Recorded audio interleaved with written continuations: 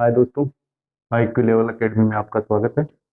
आज का अपना टॉपिक है गवर्नर, राज्यपाल। ये जो टॉपिक है ये रिट के अंदर भी पर्सनली दिया गया है, राज्यपाल का कार्यालय। और सभी एग्जाम में, स्टेट के एग्जाम में आते हैं, क्योंकि सेंट्रल गवर्नमेंट होती है वो तो सेंटर के क्वेश्चन पूछ लेती है। ये अपनी स्टेट गवर्नमेंट होती है तो उनके लिए स्टेट के क्वेश्चन छोड़े जाते हैं। गवर्नर, राज्यपाल। राज्यपाल का हम पद कहाँ से लिया था? पद कनाडा से लिया था। ठीक है। राज्यपाल का जो पद है वो कनाडा से दिया गया था। ये भाग राज्य सरकार जो होती है वो भाग 6 में आती है। ठीक है।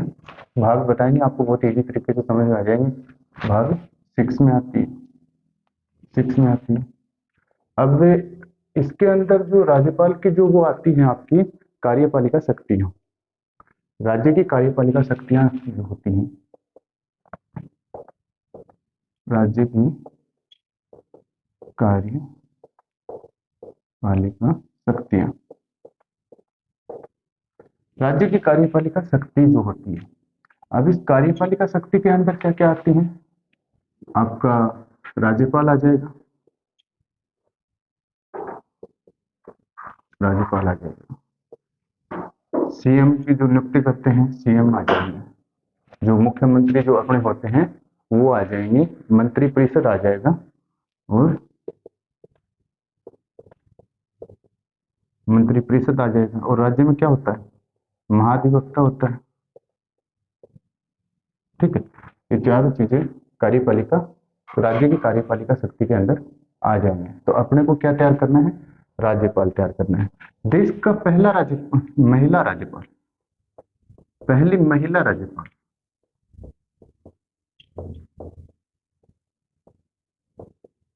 राज्य की जो पहली महिला राज्यपाल थी वो देश की जो पहली महिला राज्यपाल थी वो सरोजनी नायडू थी।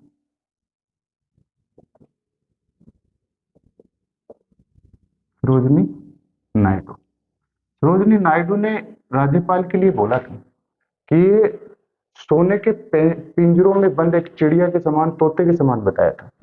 राज्यपाल पद को क्या बताया इन्होंने?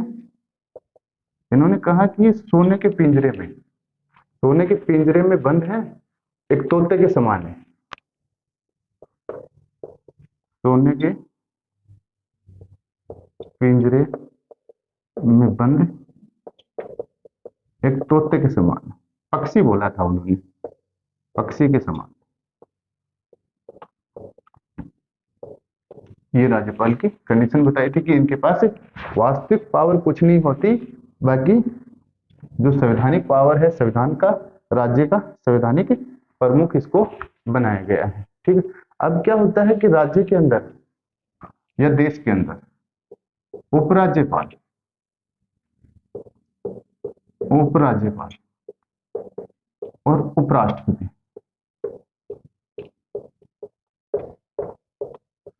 इन दोनों का कोई कार्यालय नहीं होता, कार्यालय नहीं होते इनके। ठीक है। एग्जाम में सभी दो ही पूछे जाते हैं, राज्यपाल का कार्यालय, मुख्यमंत्री का कार्यालय। कभी उपराज्यपाल उपराष्ट्रपति पदेन अध्यक्ष हो जाएगा तो वो राज्यसभा से लिंकेड हो जाएंगे, और उपराष्ट्रपति उपराज्यपाल जो होते हैं उनके कार्यालय नहीं होते। अब राज्यपाल का पद कब लिया गया था? पद तो पता है अपने को, कनाडा से लिया गया था। पद लिया कब गया था? 7वें संविधान संशोधन में, संविधान संशोधन, 7वें संविधान संशोधन के अंदर पद लिया गया था राज्यपाल का। ये कब हुआ था? 1956 को हुआ था। अब 7वें संविधान संशोधन के अंदर एक बात और ली गई थी कि एक व्यक्ति जो है वो दो या दो से अधिक, दो या दो से अधिक राज्यों का राज्यपाल हो सकता है, राज्यपाल हो सकता है। एक व्यक्ति जो है वो दो या दो से अधिक राज्यों का राज्यपाल हो सकता है। ये जो उसके अंदर दो राज्यों के अंदर बट जाएगा एक व्यक्ति, तो क्या होगा कि उसकी सेवा, सेवा, शर्त जो भी हैं उनका वेतन भत्ता है, वो उस टाइम पे राष्ट्रपति डिक्लेयर करेगा। वो कौन डिक्लेयर करेगा? राष्ट्रपति। कि फलाने स्टेट को इतना खर्चा देना है, दूसरे स्टेट को इतना देना है। अभी वर्तमान में इनका वेतन कितना है? वेतन है 3,50,000 रुपए। 3,50,000 रुपए इनका वर्तमान में वेतन। और ये क्या होते हैं? राज्य के संवैधानिक प्रमुख होते हैं। संवैधानिक प्रमुख होते हैं। संवैधानिक प्रमुख, संविधान की पूरी शक्ति तो इनके नाम से चलती है कि राज्य के अंदर कोई भी वार्तालाप, कोई भी कार्यकलाप देश विदेश के साथ कोई भी चीजें होंगी तो वो लेटर पैड किनका होगा? राज्यपाल के नाम से जारी होगा। इसलिए राज्य के वो संवैधानिक प्रमुख हैं। अब भी इनके आते हैं अनुच्छेद वाइज। अब राज्यपाल जो आता है वो अनुच्छेद 153 में आता है।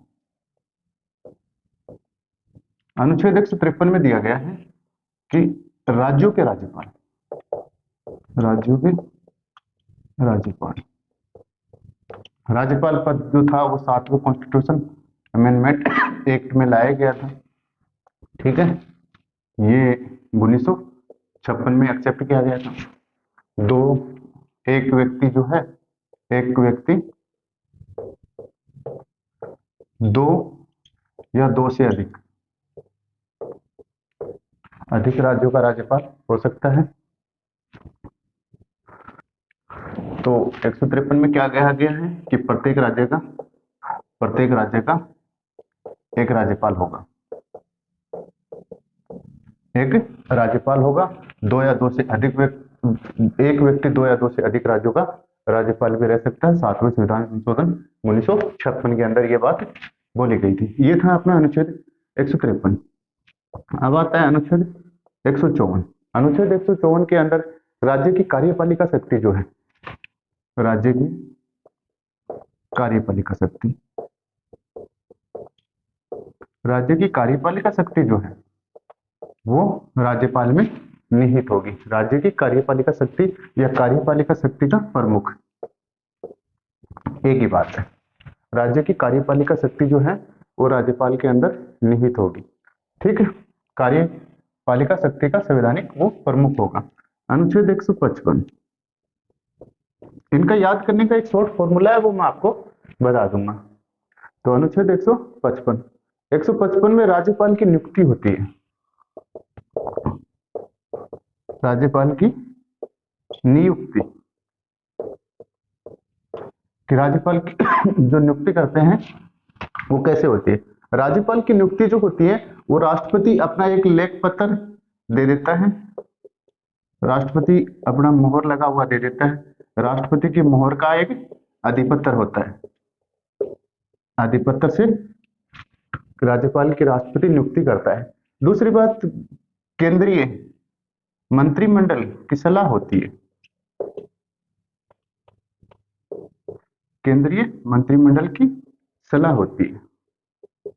उस सलाह, केंद्रीय मंत्रिमंडल सलाह से किसी एक आदमी को नॉमिनेट कर लेते हैं और फिर राष्ट्रपति क्या हो उसके ऊपर मोहर लगा के अधिपत्र दे देता है, तो उस राज्य का राज्यपाल नियुक्त हो जाता है। तो राज्यपाल की क्या होती है? नियुक्ति होती है। ठीक है, ये है अनुच्छेद 155 में। अब आता है अपना अनुच्छेद जो है 155 तक अपन ने देख लिया था। 156 आता है। 156 का जो अनुच्छेद है उसमें राज्यपाल की पदावधि दी गई है। क्या दी गई है? राज्यपाल की पदावधि। राज्यपाल की जो पदावधि जो है ना, कितने समय तक वो अपना जो पद धारण कर सकता है। तो पहली बात तो दी गई है कि राष्ट्रपति के प्रसाद पर्यंत रहेगा। ये राष्ट्रपति के प्रसाद पर्यंत राज्यपाल क्या करेगा? पद धारण करेगा। राज्यपाल जो है वो राष्ट्रपति के प्रसाद पर्यंत, ये बहुत बार पूछा जाता है कि राष्ट्रपति के प्रसाद पर्यंत होता है। ठीक है, फिर या फिर अपना जो लेख होता है वो लेख से हस्ताक्षर करके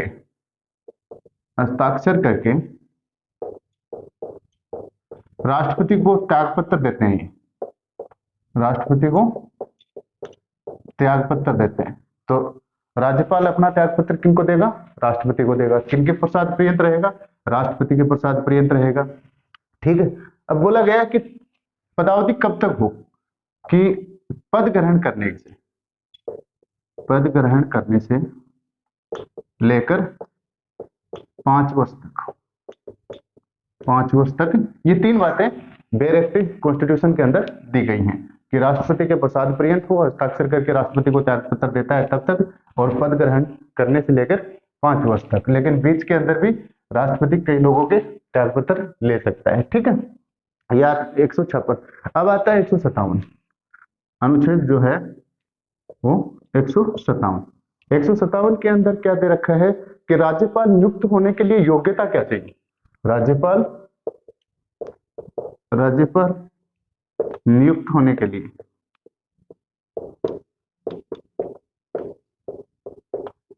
लिए योग्यता या निर्हरता जिनको बोलते हैं, योग्यता क्या चाहिए राज्यपाल नियुक्त होने के लिए? एक्चुअली राज्यपाल नियुक्त होने के लिए अपने बैरक में योग्यता होने के लिए क्या चाहिए? योग्यता, और दूसरा होता है शर्तें। शर्तों का मतलब नहीं होना, ये चीज नहीं होनी चाहिए, और योग्यता के अंदर होनी चाहिए। तो योग्यता के अंदर क्या होनी चाहिए? पहली बात तो कहा गया कि भारत का नागरिक हो। दूसरी बात बोला गया है 35 वर्ष आयु पूर्ण हो, उनकी उम्र जो है वो 35 वर्ष से अधिक होनी चाहिए। अब एक परंपरा और चलती है, अपने परंपरा और मानी जाती है। ये तो संविधान के अंदर डायरेक्ट में है। ठीक है। अब परंपरा क्या है? परंपरा में कहा गया है कि राज्यपाल जो है उस राज्य का निवासी नहीं हो और वहां की सक्रिय राजनीति के अंदर भाग नहीं लेता हूं। राज्यपाल जो है उस राज्य का निवासी भी नहीं होना चाहिए और सक्रिय राज्य का निवासी नहीं हो, निवासी न हो, और सक्रिय राजनीति में भाग ना ले हो, सक्रिय राजनीति में भाग ना लेता हो, है ना।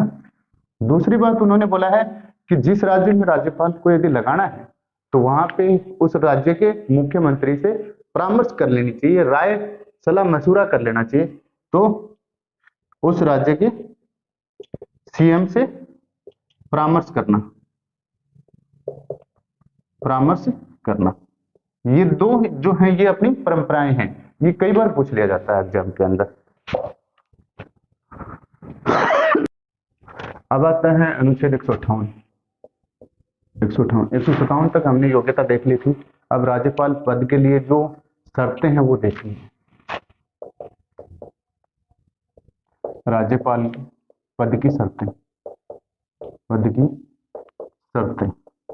शर्तें का मतलब नहीं होना चाहिए।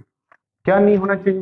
पहला, वह संसद का या राज्य विधानमंडल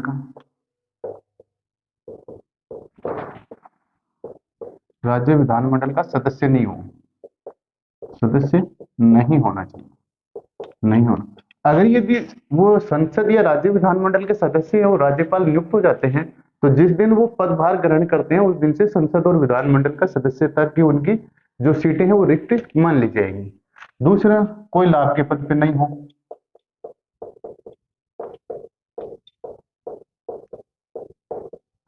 कोई लाभ के पद पर नहीं हो। एक्चुअली क्या होता है, जो मुख्यमंत्री, सीएम, पीएम जो भी होते हैं, राजनीतिक पद जो होता है उनको लाभ का पद नहीं माना गया है। बाकी और सारे जो पद होते हैं उनको लाभ का पद माना गया है। ठीक है। तो ये चीज लाभ, उपलब्धियां और भत्ते जो हैं, जो दो राज्यों का यदि एक राज्यपाल है तो उपलब्धियां और भत्ते राष्ट्रपति डिक्लेयर कर देगा। ये इनके अंदर राज्यपाल पद की जो शर्तें हैं वो आती है। दूसरी बात होती है कि इनके उपलब्धि और भत्ते ये सेवा समय में कम नहीं होंगे,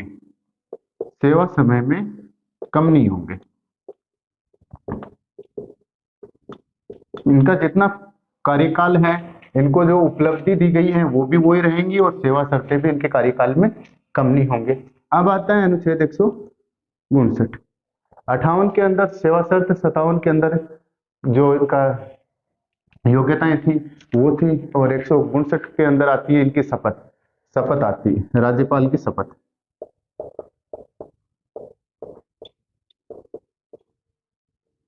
राज्यपाल जो राज्यपाल महोदय जो होते हैं वो शपथ किनके समक्ष लेते हैं? जो राज्य का, किसी भी राज्य का हाई कोर्ट जो होता है, उच्च न्यायालय, उच्च न्यायालय का मुख्य न्यायाधीश होना चाहिए, मुख्य न्यायाधीश होना चाहिए। ठीक है, यदि ये मुख्य न्यायाधीश उस दिन अब्सेंट हैं तो वरिष्ठ न्यायाधीश होना चाहिए, तब वरिष्ठतम होना चाहिए। यदि ये वरिष्ठतम न्यायाधीश भी उस दिन अब्सेंट हैं जिस दिन शपथ लेनी है, तो फिर न्यायाधीशों में से सारे जो न्यायाधीश होते हैं राज्य के हाई कोर्ट के, उसका जो सबसे बुजुर्ग आदमी होगा, सबसे सीनियर होगा, तो वो सबसे सीनियर होना चाहिए। तो न्यायाधीश शपथ, ये जो अपना राज्यपाल की शपथ कौन लेता है? कोई भी व्यक्ति राज्यपाल की शपथ लेता है तो किसके समक्ष लेते हैं? ये उस राज्य के मुख्य न्यायाधीश के समक्ष लेते हैं। यदि मुख्य न्यायाधीश उस दिन एब्सेंट है या नहीं है तो वरिष्ठतम न्यायाधीश होगा। यदि वरिष्ठतम मुख्य न्यायाधीश और वरिष्ठतम न्यायाधीश भी नहीं है तो वो लोग डिक्लेयर करेंगे कि सबसे पुराना, सबसे सीनियर आदमी कौन है, उसके समक्ष शपथ ली जाएगी। ठीक है, अनुच्छेद 160 में दे रखा है कुछ आकस्मिकताओं में राज्यपाल के कर्तव्यों का निर्वहन। यदि इस जो अनुच्छेद के अंदर जो ताकत राज्यपाल को नहीं दे रखी है तो राष्ट्रपति कुछ एक्स्ट्रा ताकत भी राज्यपाल को, एक्स्ट्रा शक्तियां भी राज्यपाल को दे सकते हैं। अनुच्छेद जो 161 है वो उनकी क्षमा शक्ति है। 161 क्षमा शक्ति, क्षमादान की शक्ति, राज्यपाल की क्षमादान की शक्ति। क्षमादान की शक्ति जो है वो अनुच्छेद 161 के अंदर है। ये दंड का निलंबन कर सकते हैं, दंड का निलंबन कर सकते हैं, दंड जो है उसको निलंबित कर सकते हैं, कुछ समय के लिए रोक सकते हैं, निलंबन कर सकते हैं, परिहार कर सकते हैं, दंड का परिहार कर सकते हैं। परिहार का मतलब उसकी प्रकृति चेंज कर सकते हैं, कठोर से साधारण में बदल सकते हैं। यदि किसी को कठोर कारावास की सजा हो रही है तो उसको साधारण कारावास के अंदर बदला जा सकता है। दंड का निलंबन कर सकते हैं, परिहार कर सकते हैं, लघुकरण कर सकते हैं, दंड का लघुकरण कर सकते हैं। लघुकरण मतलब छोटा कर सकते हैं। यदि किसी को 7 साल की कठोर सजा मिली है, कठोर कारावास है, उसको बदलकर 3 साल का कठोर करेंगे, उसकी प्रकृति नहीं बदलेंगे। ठीक है, लघुकरण के अंदर छोटा किया जाएगा, उसकी प्रकृति नहीं बदलेगी। ये तो है क्षमादान की शक्तियां। अब इनमें क्या नहीं है? राष्ट्रपति में जो क्षमादान की शक्तियां होती है उनमें ये चीजें तो होती हैं, और वो पूरे केंद्र पे लगता है, ये राज्य पे लगता है, केवल राज्य पर ही लागू है। ठीक है, अब इनका क्या है, इनके अंदर 2 एक्स्ट्रा मामले और आ जाते हैं। एक तो कोई सैनिक मामला हो, सैनिक न्यायालय का, यदि सैनिक कोई न्यायालय का मामला है तो वो राष्ट्रपति देखेंगे, वो राज्यपाल नहीं दे सकते। दूसरा मृत्युदंड, यदि मृत्युदंड जिसको मिल गया है तो उसकी सजा माफी या कुछ कम करना राज्यपाल के बस की बात नहीं है, फिर राष्ट्रपति महोदय के पास जाना पड़ता है। तो ये राष्ट्रपति के पास एक्स्ट्रा है, बाकी ये सेम है। ये राज्य का जो क्षेत्र होता है उसी पे लागू होंगी राज्यपाल की शक्तियां क्षमादान की, और राष्ट्रपति की जो शक्तियां होती हैं वो पूरे देश के ऊपर लागू होती है। अब आता है अनुच्छेद 163। राज्यपाल को सहायता और सलाह देने के लिए क्या होगी? मंत्री परिषद होगी। 163 में क्या है? ये राज्यपाल से रिलेटिव मुख्य जो आर्टिकल्स हैं कुछ वो देख लेते हैं। 163 में राज्यपाल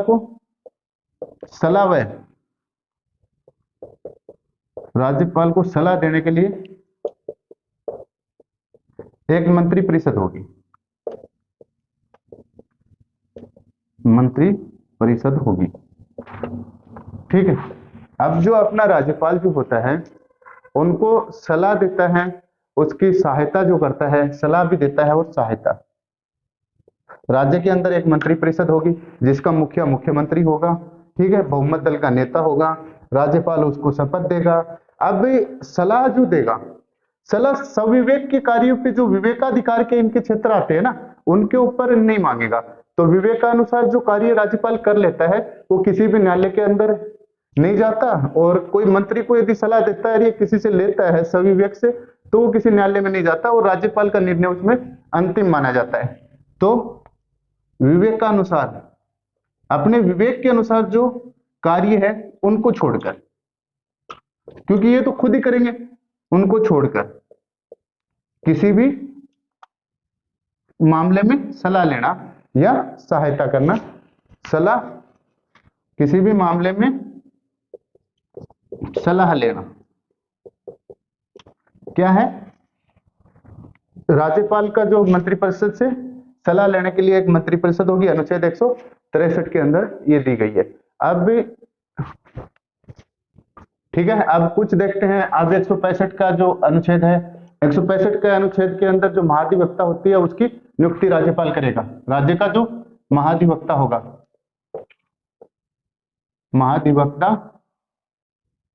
महाधिवक्ता की नियुक्ति कौन करेगा? राज्यपाल करेगा, इसको नियुक्त करेगा। और इनकी योग्यता कैसी होनी चाहिए? हाई कोर्ट का जो जज होता है, उच्च न्यायालय का जो न्यायाधीश होता है, उनके बराबर इनकी योग्यता होनी चाहिए। 165 में 200 के अंदर दे रखा है कि कुछ विधेयक को अनुमति देना, 200 में कुछ विधेयकों को अनुमति देना, जिसे राज्य की विधानमंडल जो विधेयक पास करती है वो इसके राज्यपाल के पास आता है सिग्नेचर होने के लिए, तभी तो कोई अधिनियम बनेगा। उससे पहले तो वो विधेयक ही रहेगा। तो उस विधेयक को क्या करेगा, मतलब धन विधेयक को छोड़ के बाकी सबको ये अनुमति देना, उनको तो कंपलसरी है, बाकी ये देना नहीं देना ये इनके ऊपर डिपेंड करेगा। 201 के अंदर ये क्या कर लेंगे, राष्ट्रपति के लिए आरक्षित रख लेंगे, विधेयक जो है वो राष्ट्रपति के लिए रख लेंगे। इस टाइप के अनुच्छेद जो है ये बेरेक्ट के हैं और ये कुछ अटका दिए जाते हैं, एग्जाम के अंदर पूछ लिए जाते हैं। 213 में आप जानते हो अध्यादेश जारी करना है, अध्यादेश जारी करना। जब भी राज्य की जो विधानमंडल है वो कार्य नहीं कर रही या विधानसभा उस टाइम पे विघटन के अंदर है, तो राज्यपाल अध्यादेश 213 में जारी करेगा और ये उसी प्रकार से लागू और प्रभावी होगा जिस प्रकार से विधानमंडल का जो कोई भी अधिनियम लागू होता है। और ये 6 सप्ताह तक चलता है, लास्ट में 6 सप्ताह के अंदर क्या हो जाता है, ये खत्म हो जाता है, सब तो ही खत्म हो जाता है। ठीक है, 6 सप्ताह में ये खत्म हो जाता है। ये 213 का आ गया। एक 233 के अंदर जिला न्यायाधीशों की नियुक्ति भी राज्यपाल करता है। 233 का जो अनुच्छेद है, जिला न्यायाधीश, जिला न्यायाधीशों की नियुक्ति कौन करता है? राज्यपाल करता है।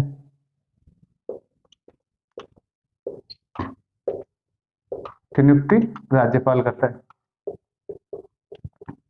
ठीक है, ये इसके राज्यपाल के अपने मुख्य इंपॉर्टेंट है। अब आता है इनका अंदर का मटेरियल। ठीक है दोस्तों, अब देखते हैं अपन राज्यपाल। राज्यपाल पे क्या होता है, एक तो आपराधिक, राज्यपाल पे आपराधिक कार्रवाई नहीं होगी। यदि कोई आदमी राज्यपाल पद पर है तो उसके खिलाफ आपराधिक कार्रवाई नहीं होगी। ठीक है,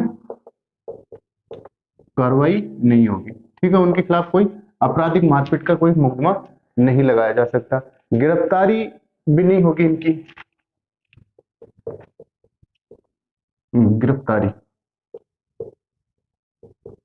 गिरफ्तारी भी इनकी नहीं होगी, कोई आपराधिक कार्रवाई नहीं होगी, राज्यपाल जो है उनकी गिरफ्तारी नहीं होगी। और यदि इनके खिलाफ राष्ट्रपति और राज्यपाल के खिलाफ दीवानी मामला चलाया जा सकता है, लेकिन उस दीवानी मामले में चलाने से पहले जो चला रहा है उसका नाम पता, पूरा रिकॉर्ड पेश करना पड़ेगा और 2 महीने पहले नोटिस देना पड़ेगा। हाँ, 2 महीने पहले नोटिस देकर दीवानी मामला चलाया जा सकता है, मामला चलाया जा सकता है।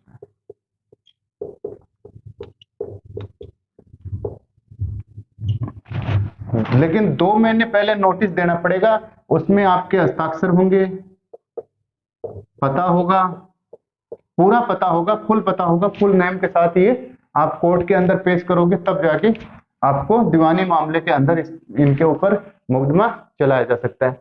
अब यदि इनका निधन हो जाए, राज्यपाल का निधन हो जाए, अपने राज्य में तो 4 राज्यपालों का निधन हो ही गया, तो राज्यपाल का यदि निधन हो जाता है तो राष्ट्रपति, जो हाई कोर्ट है, उच्च न्यायालय, उसके मुख्य न्यायाधीश, उनके जो मुख्य न्यायाधीश हैं, हाई कोर्ट उच्च न्यायालय के मुख्य न्यायाधीश, इनको बनाएंगे कार्यवाहक राज्यपाल। यदि इनका निधन हो गया तो राष्ट्रपति बनाएंगे, तो सारा काम राष्ट्रपति के प्रसाद पर्यंत होते हैं। हाँ, एक चीज और है, महाधिवक्ता होगा, महाधिवक्ता, राज्य का महाधिवक्ता जो होगा वो राज्यपाल के प्रसाद पर्यंत रहेगा, प्रसाद रहेगा। जो महाधिवक्ता जो होगा ना, राज्य का महाधिवक्ता, वो राज्यपाल के प्रसाद पर्यंत होगा, राज्यपाल ही उनको नियुक्त करेगा। ठीक है। अब आती है राज्यपाल की शक्तियां। राज्यपाल जो महोदय हैं उनकी शक्तियां। राज्यपाल की शक्तियों को मुख्यतः 4 भागों में अपन बांट लेते हैं। ठीक है, पहले बांट लेते हैं कार्यपालिक शक्तियां।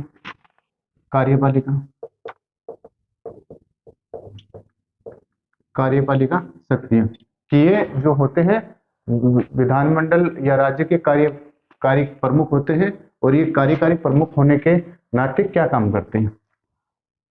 ठीक है, पहली कार्यपालिक शक्तियां हो गई। दूसरी जो राज्यपाल की शक्तियां हैं वो विधायी शक्तियां हो गई, विधि निर्माण में इनका क्या योगदान है। तीसरी वित्तीय शक्तियां हो गई, यदि फाइनेंस का मामला है तो उसके अंदर क्या क्या मामला। चौथा है न्यायिक शक्तियां। ठीक है, न्यायिक शक्तियां। ठीक, अब देखो इसके अंदर अपन जनरल देख लेते हैं कि इनकी कार्यपालिका शक्तियां के अंदर क्या होता है कि जो अपना क्या बोलते हैं, मध्य प्रदेश है, छत्तीसगढ़ है, उड़ीसा है और झारखंड है, यहाँ के अंदर एक अलग से जनजाति जो मंत्री होता है वो बनाते हैं राज्यपाल। ठीक है, कुछ जगह जो आपके असम वगैरह हैं, यहाँ पे कोयलों की खानों के लिए कुछ छूटें दी जाती हैं। ये अपने अधिवक्ता है, आरपीएससी अध्यक्ष है, राज्य का जो आपकी यूनिवर्सिटीज हैं, विश्वविद्यालय होते हैं, उनके कुलाधिपति होते हैं। कुलपति आईएएस अफसर होता है और राज्यपाल कुलाधिपति होते हैं। ठीक है, ये इनकी कार्यपालिका शक्ति होगी। अब विधायी शक्तियां, इसमें विधि निर्माण के अंदर कौन सा विधेयक पास होके आ रहा है, उनके ऊपर कितने दिन में अनुमति दे रहे हैं, कितने दिन में नहीं दे रहे हैं, अध्यादेश जारी कर रहे हैं, ये सारी सविवेक की शक्तियां हैं। बहुमत दल के नेता को सीएम डिक्लेयर करना, ये सारी की सारी इनकी विधायी शक्तियां हैं। अब वित्तीय शक्तियां कि ये फाइनेंस के ऊपर राज्य की जो संचित निधि है उनके ऊपर इनका किस हिसाब से कंट्रोल रखा गया है। और न्यायिक शक्तियों के अंदर हम देख लिया कि ये क्षमादान करते हैं, किस टाइप का क्षमादान करते हैं, लघुकरण करते हैं। इनके पास 2 शक्तियां नहीं होती, एक तो सैनिक न्यायालय की शक्तियां नहीं होती और एक मृत्युदंड की शक्तियां इनके पास नहीं होती। ठीक है, राज्यपाल की शक्तियां आती हैं। पहली आती है कार्यकारी शक्तियां। कार्यकारी शक्तियों को बांटा गया है कि राज्य के सभी कार्यकारी जो कार्य होंगे वो राज्यपाल के नाम से होंगे। एमपी, छत्तीसगढ़, झारखंड और उड़ीसा, यहाँ पे राज्यपाल जो होगा एक आदमी को जनजाति कल्याण मंत्री बनाएगा। ठीक है, महाधिवक्ता की नियुक्ति करता है और ये राज्यपाल के प्रसाद पर्यंत पद धारण करता है। राज्य निर्वाचन आयुक्त की नियुक्ति करता है, आरपीएससी के अध्यक्ष और सदस्यों की नियुक्ति करता है, लेकिन इनका हटाने का प्रोसेस अलग होता है। ठीक है, फिर हटाने के लिए राष्ट्रपति को हस्तक्षेप देना पड़ता है। विश्वविद्यालय का कुलाधिपति होता है। ठीक है, अपने कार्यकारी शक्ति देख लिया था। अब विधायी शक्तियां हैं। विधायी शक्तियां ये विधानसभा के क्या क्या करेंगे, सत्र का आहूत करेंगे। ठीक है, राज्यपाल सत्रावसान भी राज्यपाल करेंगे, ये थोड़ा सा ध्यान देना। और सत्र का विघटन भी राज्यपाल करेंगे। ठीक है, सत्र को आहूत करना है तो भी राज्यपाल करेंगे, सत्र का अवसान करना है तो भी राज्यपाल करेंगे, और यदि थोड़ा बहुत समय के लिए विघटित करना है तो अध्यक्ष करेगा, और यदि लंबे समय के लिए विघटित करना है तो राज्यपाल करेंगे। ठीक है, अध्यक्ष और उपाध्यक्ष का यदि पद खाली हो तो राज्यपाल विधानसभा में अध्यक्ष और उपाध्यक्ष बनाता है। विधान परिषद में 1/6 सदस्य जो होते हैं उनको नॉमिनेट करेंगे, नामांकित करेंगे, ठीक है। उनमें साहित्य, विज्ञान, कला, सहकारिता आंदोलन का कोई जानकार हो, समाज सेवा का जानकार हो। साहित्य, विज्ञान, कला, समाज सेवा और सहकारिता आंदोलन का जानकार आदमी को, ये पांचों वर्ड डाल दिए जाते हैं एग्जाम में, यूं के यूं पूछ लिए जाते हैं। लेजिस्लेटिव विधानसभा का दूसरी बार यदि विधेयक पास होकर आता है तो राज्यपाल या तो उसको अनुमति देगा, यदि अनुमति नहीं देगा तो वो 201 के तहत, अनुच्छेद 201 के तहत राष्ट्रपति के लिए रख लेंगे। राष्ट्रपति के लिए विधेयक रखना अनिवार्य कब होगा? 201 का जो कब होगा कि ये रखना जरूरी ही है।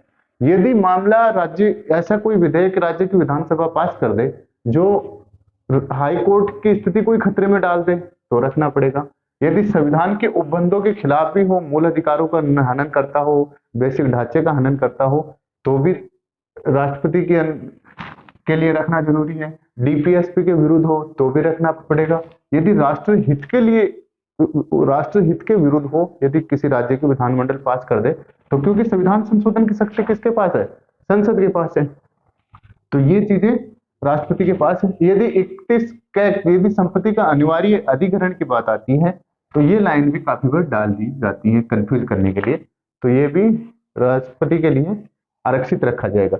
213 के अंदर यदि राज्य की विधानमंडल जो सही तरीके से काम नहीं कर रही या विघटन हो गया है या एक सदन ही बचा है, जहां 2 सदन है वहां पे एक सदन ही बचा है, या मैक्सिमम राज्यों में एक सदन ही, तो क्या होता है कि उस टाइम पे यदि शासन सही तरीके से नहीं चल रहा या विधि निर्माण की कोई जरूरत है तो राज्यपाल एक अध्यादेश जारी करेंगे और वो अध्यादेश उसी हिसाब से कार्य करेगा जिस हिसाब से आपका विधानमंडल में पास कोई कानून काम करता है। ये या तो स्वतः नई विधानसभा आती है तो वो खत्म कर देती है, या फिर ये 6 हफ्ते में स्वतः खत्म हो जाता है। फिर ये कैग जो होता है, आरपीएससी होता है, वित्त आयोग जो होता है, इनकी रिपोर्ट जो है वो विधानसभा में रखता है। एक चीज और बार बार पूछी जाती है, 243 के है एक तो, और एक 243 आई है। इसमें क्या है? के का मतलब तो अपन देसी भाषा में नहीं कहते क्या कि वोट दिया ही के, तो वित्त आयोग है इसके अंदर, वो चुनाव आयोग है, राज्य चुनाव आयोग, राज्य चुनाव आयोग।